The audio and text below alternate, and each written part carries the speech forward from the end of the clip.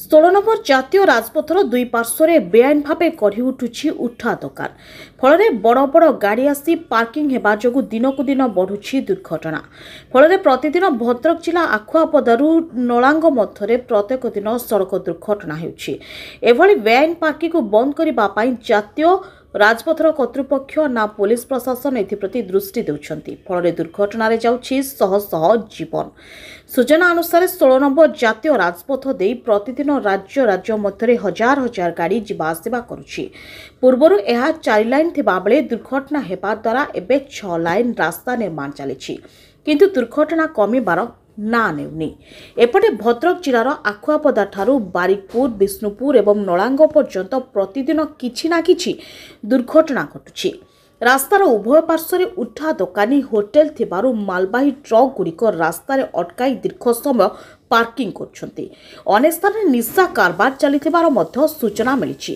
ଏହି ସମୟରେ ସ୍ଥାନୀୟ ଅଞ୍ଚଳରେ ଦୈନନ୍ଦିନ ଯାତାୟାତ କରୁଥିବା ପଥଚାରୀ, ବାଇକ୍, ସ୍କୁଲ ପିଲା ଓ ସାଇକେଲ ଆରୋହୀ ଦୁର୍ଘଟଣାର ଶିକାର ହେଉଥିବା ନଜିର ରହିଛି। ଲଗାତାର ଭାବେ ବିଷ୍ଣୁପୁରଠାରେ ଅନେକ ଦୁର୍ଘଟଣା ଘଟି ପ୍ରାଣହାନି ଗଲାଣି।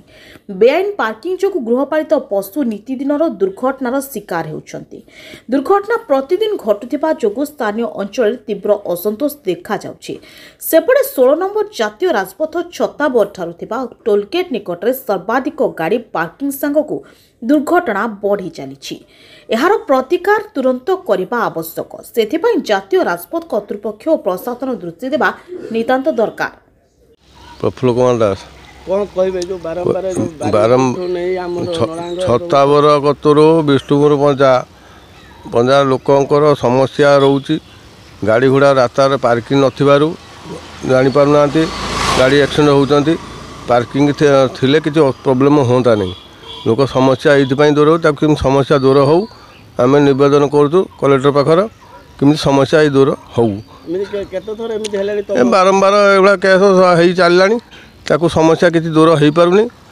ଆପଣଙ୍କ ପାଖରେ ନିବେଦନ କରାଯାଉଛି ଏ ସମସ୍ୟା ଦୂର କେମିତି ହେଉ, ଲୋକ ସୁରକ୍ଷିତରେ ଲୋକ ରୁହନ୍ତୁ। ଆଉ କାହାର ଛୁଆ ପିଲା ବି ଗୋଟେ, କାହାର ବାପା ମାଆର ଗୋଟିଏ ପୁଅ ସିଏ ବି ଚାଲିଯାଉଛି, କାହାର ଗୋଟେ ଝିଅ ବି ଚାଲିଯାଉଛି, ସେ ବହୁତ ଦୁଃଖ ପ୍ରକାଶର ଅନୁଭୂତ କରୁଛନ୍ତି। ତାକୁ ଆମେ ଜିଲ୍ଲାପାଳଙ୍କୁ ଅନୁରୋଧ କରୁଛୁ କିଛି ସମସ୍ୟାର ଦୂର ହେଲେ ଭଲ ହୁଅନ୍ତା ଟିକେ। ଭଦ୍ରକ ବାରିକପୁରରୁ ପ୍ରଭାକର ବାରିକଙ୍କ ରିପୋର୍ଟ, ଜାଗୃତି ଲାଇଭ୍ ମିଡ଼ିଆ।